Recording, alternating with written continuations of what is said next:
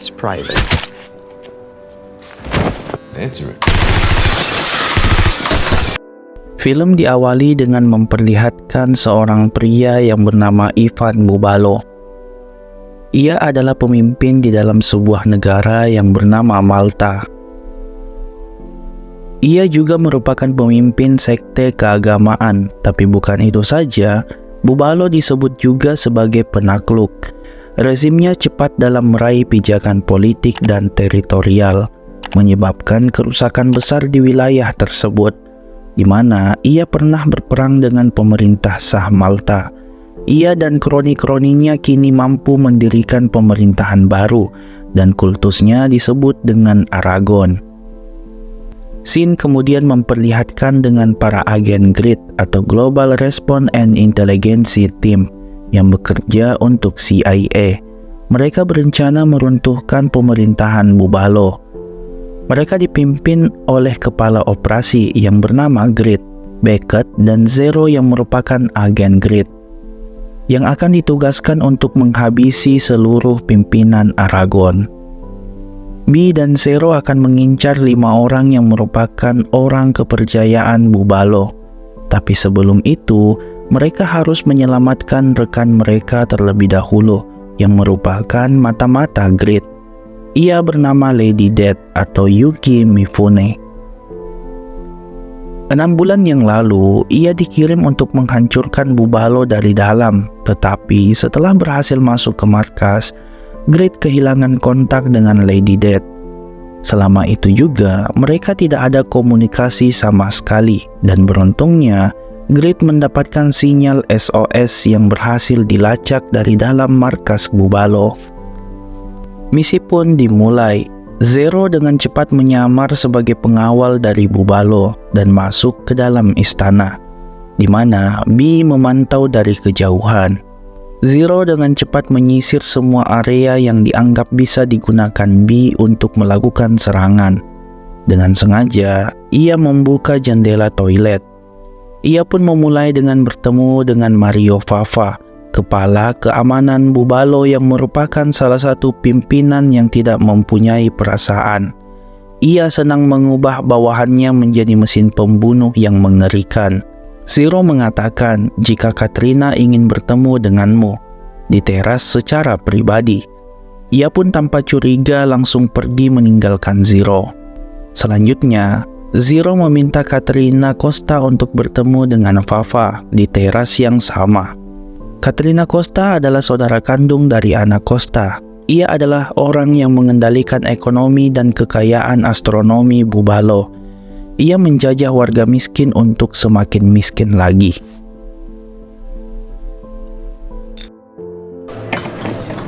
Mario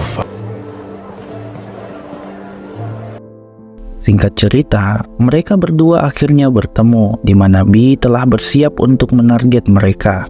Belum mengucapkan kalimat apapun, B dengan cepat membunuh mereka berdua. Di sisi yang lain, Mario Muscat atau Mario II merupakan pengacara dari Malta. Ia memiliki karakter menekan dan gerakan politiknya membuat Bubalo tak tersentuh oleh hukum. B yang melihatnya dengan cepat mampu menyelesaikan tugasnya.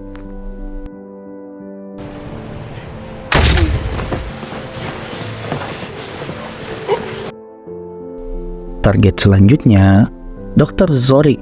Ia merupakan dokter kepercayaan Bubalo. Zero dengan cepat mengikuti Zorik, namun Zorik menyadari jika ia telah dibuntuti. Namun Lady Death menghalanginya dan mengatakan jika ia berhutang nyawa kepada Dr. Zorik. B yang mendengar percakapan mereka pun dengan cepat menyelesaikan tugas dan membunuh Ana Costa, menteri yang paling jahat dan kejam di Bubalo, serta menghabisi pemimpin sekte keagamaan mereka, yaitu Ivan Bubalo sendiri, hingga mereka semua berhasil keluar dari istana Bubalo. Malam harinya, mereka pun melakukan laporan kepada GRID dan menyampaikan jika tugas mereka telah selesai dan menceritakan apa yang terjadi sebenarnya. Lady Death sebelumnya merupakan tamu dan pengikut biasa di istana. Seiring berjalannya waktu, Lady Death semakin dekat dengan Bubalo hingga tiba di mana ia bisa berdua dan berencana untuk membunuhnya. Sialnya, Anacosta menemukannya dan menembak punggungnya. Dan beruntungnya lagi, Dr. Zorik berhasil menemukan Lady Death dan menyelamatkan nyawanya. Than from a patrolling guard. Keesokan harinya, hal yang mencurigakan terjadi. Dr. Zorik terlihat membawa kabur mobil mereka, dan ternyata Zero telah mencurigai Dr. Zorik dan terus melakukan pengintaian.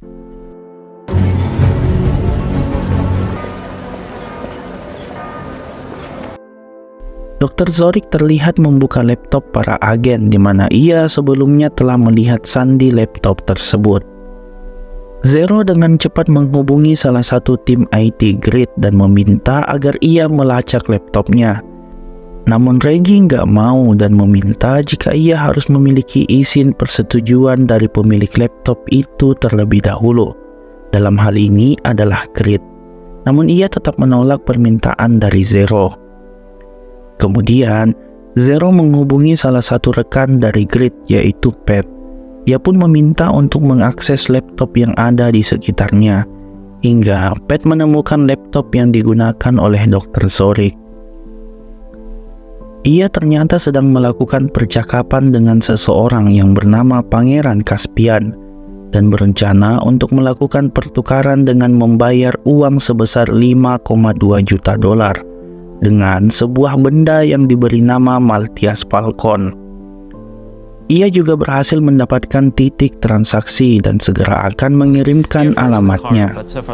Yeah, that's good. I mean, like, who are you? What's the meaning of this? Mereka akhirnya berkumpul di tempat perjanjian di mana B, Lady, dan Zero telah berada di sana. Dr. Zorik terlihat telah tiba di mana Pangeran Caspian juga telah berada di sana. Mereka pun melakukan pertukaran di mana Dr. Zorik memberikan sebuah alat yang bernama Maltias Falco dan menerima bayaran berupa berlian. Kemudian selanjutnya, Lady terlihat sudah meninggalkan tempatnya di mana Caspian mengatakan jika alat yang diberikan oleh Dr. Zorik rusak. Tiba-tiba Lady langsung menyerang mereka dan membunuh Dr. Zorik, tapi Caspian berhasil kabur dengan mobilnya.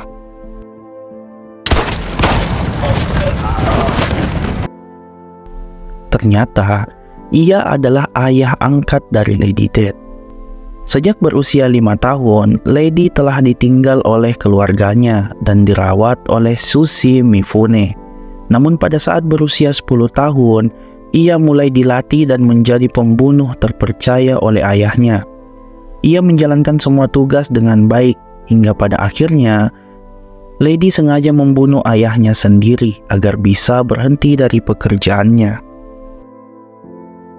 Belum selesai sampai di situ, Anacosta ternyata juga masih hidup. Ia melihat semua apa yang dikerjakan oleh Dr. Zorik.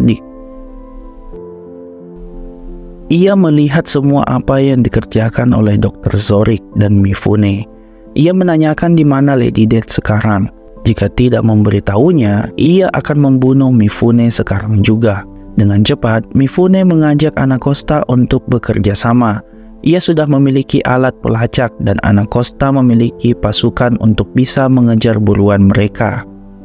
Pencarian pun dimulai dengan salah satu pengawal Anacosta diperintahkan untuk menyerang mereka. Answer it.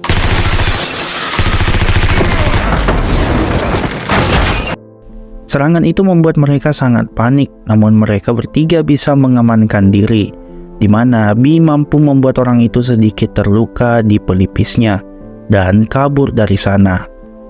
Dan pengawal itu kabur dari sana.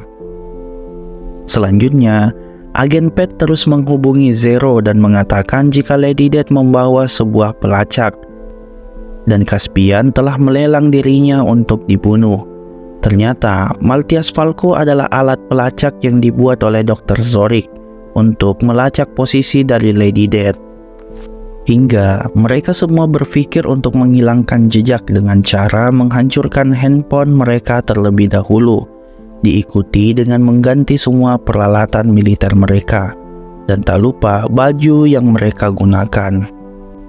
Kemudian Pat dan Grit pun bertemu, di mana Grit meminta agar Pat mau bekerja dengannya untuk mencari agen Grit yang kehilangan kontak. Mereka akan berusaha menemukan Lady Death dan yang lainnya dengan melihat semua CCTV yang ada, di mana Pat diminta untuk menembus firewall dari jaringan lokal di Malta. Grit melanjutkan agar Pat menghubungi ibunya dan segera meminta maaf karena bisa jadi ia sudah tidak bisa kembali. Mereka pun berdua akhirnya berangkat dengan menggunakan pesawat. Setelah itu, B dan yang lainnya kembali melakukan pengintaian dengan menjadikan mobil jeep mereka sebagai titik serangan. Seharian mereka melakukan pengintaian, namun orang yang mereka tunggu tak kunjung datang. Tiba-tiba, anak buah Anacosta datang dan langsung mengejar mereka kembali. Serangan peluru pun kembali terjadi. Beruntungnya, mereka berhasil lolos dari kejaran akibat serangan Zero mengenai targetnya. Kemudian di hotel, Zero sangat marah karena usaha mereka tidak membuahkan hasil sama sekali. Semua benda yang mereka hancurkan tidak membuat pemburu itu kehilangan jejak. B pun mencoba menenangkannya hingga mereka berdua melihat luka di tubuh Lady Death. Mereka pun berpikir jika Dr. Zorik telah menanamkan alat pelacak di tubuh Lady. Hingga B dan Zero melakukan pencarian dengan membuka satu persatu jahitan tubuhnya. Sorry. Anything? No, nothing. Now we just gotta destroy it. No. Di mana mereka menemukan sebuah chip yang berada di tubuh Lady. Belum selesai di situ, mereka kemudian merencanakan agar pemburu itu bisa dimusnahkan dengan menyimpan chip itu di dalam kamar yang membuat mereka dengan mudah membunuh orang itu.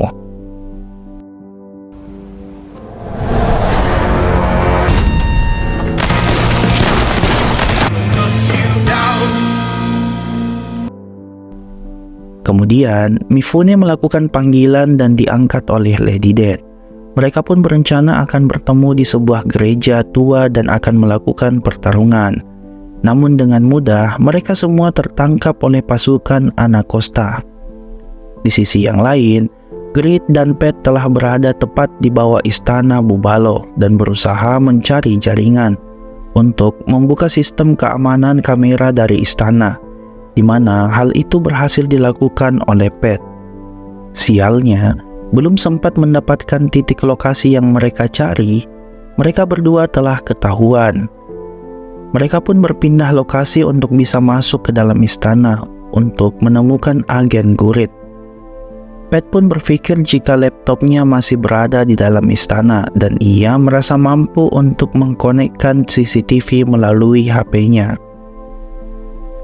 Misi penyelamatan pun dimulai. Satu persatu penjaga berhasil mereka lumpuhkan dengan melihat gerak-gerik mereka dari CCTV. Hal itu membuat Pat dengan mudah membantu Grit. Pertemuan Lady dan ayah angkatnya pun terjadi. Mereka saling melempar kesalahan dan mengisahkan masa lalu mereka berdua. Dulunya, Lady Death berupaya untuk membunuh ayahnya. Hingga hari ini, dendam itu akan dibalaskan. Belum sempat menarik pelatuknya, Anacosta berucap jika ia akan membunuh Lady Death dengan tangannya sendiri. Hingga ia sendiri yang mati di tangan Lady Death. Ketika akan membunuh Mifune, Lady tidak mampu menarik pelatuknya karena ia memikirkan nasib rekan-rekannya. Karena jika ia melawan, rekannya bisa saja mati. Hingga Grit dan Pat datang membantu mereka.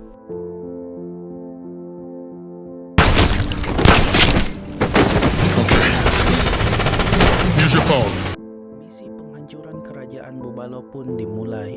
Mereka kini bekerja sama untuk membunuh semua pengawal yang berada di istana tersebut dengan melakukan serangan yang tidak ada hentinya, di mana Pat juga berusaha keluar dari istana dengan bantuan kamera CCTV hingga ia berusaha bersembunyi dari Mifune.